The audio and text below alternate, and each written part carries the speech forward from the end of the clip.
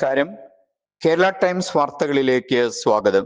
ആസൂത്രണ ബോർഡ് നിയമന വിവാദത്തിൽ പരീക്ഷാരേഖകൾ പുറത്തുവിടാൻ വിവരാവകാശ കമ്മീഷൻ. മൂല്യനിർണയത്തിൽ പിഴവ് സമ്മതിച്ച് PSC.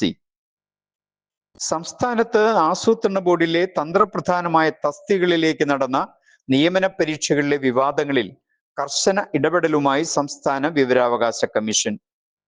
നിയമനവുമായി ബന്ധപ്പെട്ട മുഴുവൻ പരീക്ഷാരേഖകളും ഉടൻ പുറത്തുവിടാൻ പബ്ലിക് സർവീസ് കമ്മീഷൻ നിർദ്ദേശം നൽകി.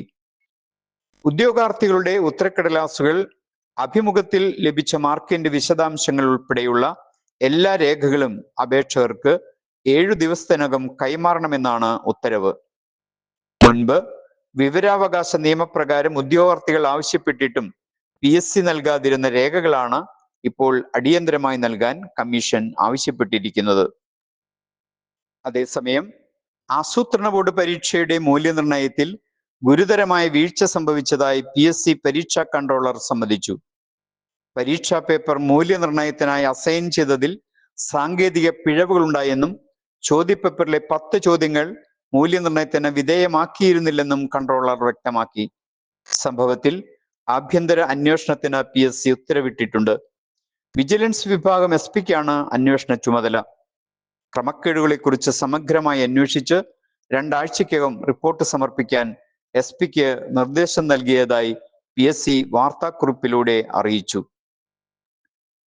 മുൻപ് വിവരാവകാശം വഴി ലഭിച്ച ചില ഉത്തരക്കടലാസുകൾ പരിശോധിച്ചപ്പോഴാണ് മാർക്ക് നൽകിയതിലെ അപാകതകളും ക്രമക്കേടുകളും ഉദ്യോഗാർത്ഥികൾക്ക് ബോധ്യപ്പെട്ടത്. ഇതോടെയാണ് ഉദ്യോഗാർത്ഥികൾ കമ്മീഷനെ സമീപിച്ചതും PSC പ്രതിരോധത്തിലായതും. വരും ദിവസങ്ങളിൽ കൂടുതൽ അന്വേഷണ റിപ്പോർട്ടുകൾ പുറത്തു വരുന്നതോടെ വിവാദം പുതിയ തലങ്ങളിലേക്ക് നീങ്ങുമെന്നാണ് സൂചന. തൃശൂരിൽ ആരംഭിച്ച ഓൺലൈൻ പ്രസ് ക്ലബിൽ പത്രസമ്മേളനം വിളിക്കുന്നതിനായി 9847358919 എന്ന നമ്പറിൽ ബന്ധപ്പെടുക.